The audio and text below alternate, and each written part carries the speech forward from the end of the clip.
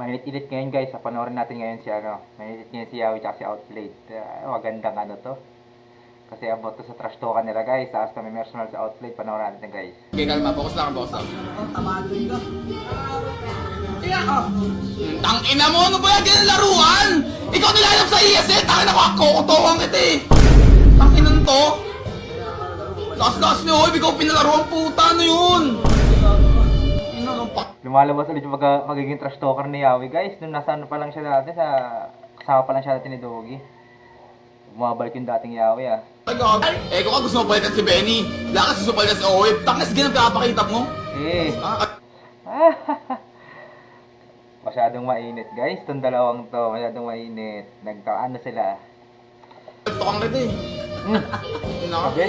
Kalto kang red eh. Kalto Tapos ka? ganyan pinapakita mo. Kalto kang red eh. Tapos sabay leak ng screen pag tinlash talk. Ano yun? Nang lilik ng screen ang puta. Walang marebat, walang marebat. Eh. Tangina, walang marebat, nang leak lang ng screen ang puta. Mukha ka trashok, ba't di ka na makapokus? Ano, sasabay ka ba? Hype ka na, tsamba ka lang. Bad trip gago. Naiinis ako sa mukha mo, hype ka. Grabe, personal na yun. Personal din yung guys ha, nainis din sa mukha. Ito na, mainit ang MPL. Init guys! Gusto mo, i-leak mo na rin yung bangko ko eh. Gusto mo, ko sa account ko. Ang ina ka. Gusto mo, lahat ng personal, pati Facebook account ko, i-leak mo na rin eh.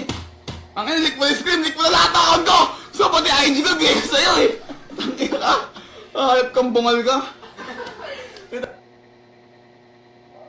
Ano, bungal? Sinabi na bungal. Pero personal, personal. Under the belt na. Ang ina. Muboses ka pa, hype ka. Bago niyan. Okay, hindi nyo alpa.